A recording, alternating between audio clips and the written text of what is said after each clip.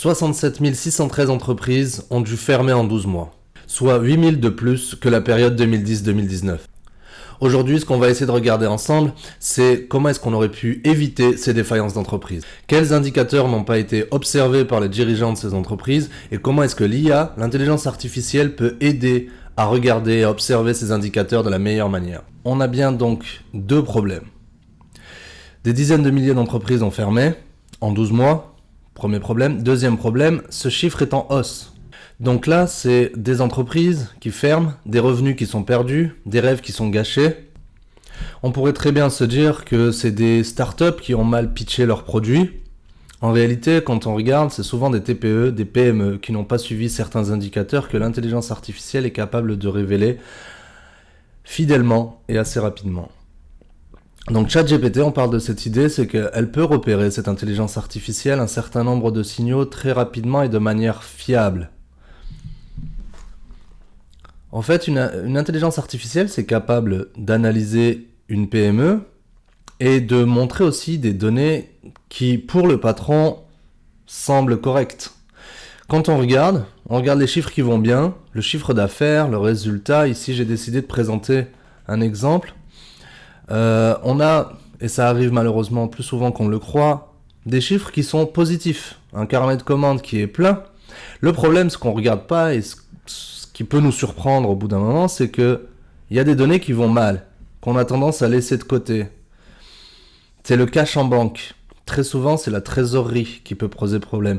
Pourquoi ? Parce qu'on a des factures en attente, un délai de paiement qui est trop important. Donc le chiffre d'affaires, lui, il peut très bien augmenter, le chiffre d'affaires facturé.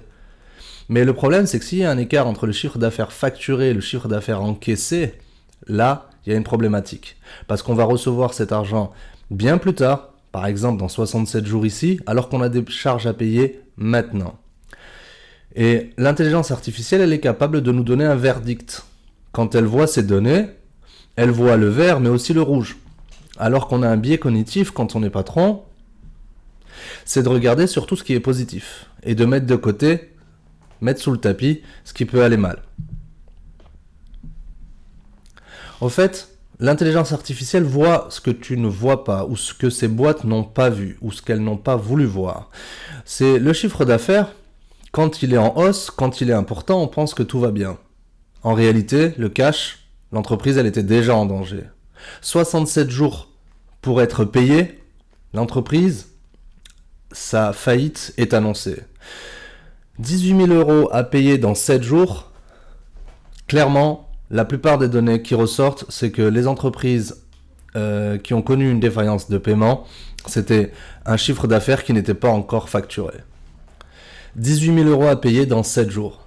C'est ça le problème. La plupart du temps, on a ce problème-là. On a un chiffre d'affaires en hausse, mais il n'est pas encore encaissé. Alors que les charges, elles vont sortir immédiatement ou dans les quelques jours qui viennent. Que ce soit les salaires, que ce soit les fournisseurs, eux veulent être payés en temps et en heure.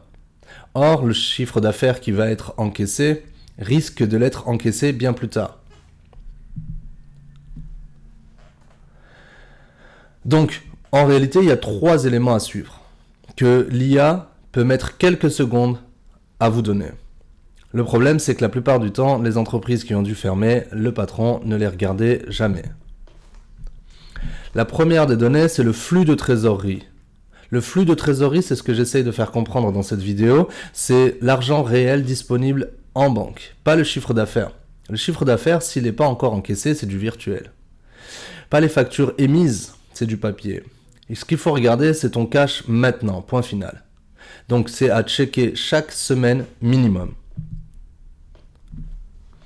Le plus dur à comprendre aussi, c'est le délai paiement client. Combien de jours tes clients en moyenne mettent à payer ? Si c'est 30 jours, on est sur quelque chose d'excellent. 45 à 60, il faut faire attention. Plus de 60 jours, là, il y a une vraie problématique, c'est que c'est toi qui finances tes clients. Donc, la plupart du temps, ce que remarque l'intelligence artificielle, c'est ce délai de paiement qui est bien trop important pour ces boîtes qui ont connu une défaillance. Troisième élément à regarder et à bien suivre, c'est le seuil de rentabilité. Ton point de non-retour. En dessous, tu saignes, au-dessus, tu respires. En fait, c'est la limite claire entre je perds et je gagne. Voilà le seuil de rentabilité. C'est le chiffre à partir duquel tu peux te dire là je gagne de l'argent et là je perds de l'argent. Donc c'est juste une division mathématique ici. Les PME qui sont mortes, qui ont connu une défaillance, n'ont jamais véritablement calculé leur vrai seuil de rentabilité. Une intelligence artificielle peut le faire très rapidement. Ça, c'est à recalculer chaque trimestre. Pourquoi ? Parce qu'il ne bouge pas chaque jour, hein, mais il peut être mouvant sur l'année. Donc, ces 3 idées, c'est que ça part sur 3 mensonges que une entreprise, un dirigeant se raconte. J'ai du chiffre d'affaires, donc ça va. En réalité, le chiffre d'affaires, c'est pas le cash. Tu peux très bien avoir une certaine somme en chiffre d'affaires et 0 en banque. Il y a des entreprises qui sont mortes, hein, qui ont connu des défaillances de marché avec un chiffre d'affaires important. J'ai des clients, donc c'est bon. Non. Qui dit client ne veut pas dire rentable. Si tes clients paient en 90 jours et toi en 30, tu meurs, c'est mathématique. Ça, c'est un gros biais cognitif. Je bosse, donc je mérite. Le travail égale l'argent. Bah, en réalité, tu travailles pour toi, pas pour ta banque. Donc, quand tu travailles, c'est pour encaisser du chiffre. C'est pas simplement pour le facturer et pour espérer. Donc, la différence entre les 67 613 et les autres, celles qui ferment et celles qui survivent, c'est qu'elles regardent très souvent ce qu'on appelle des vanity métriques. Des chiffres qui nous font donner confiance. Elles regardent le chiffre d'affaires. Le problème, c'est qu'elles découvrent les problèmes trop tard. Pourquoi ? Parce que très souvent, elle les a mis sous le tapis.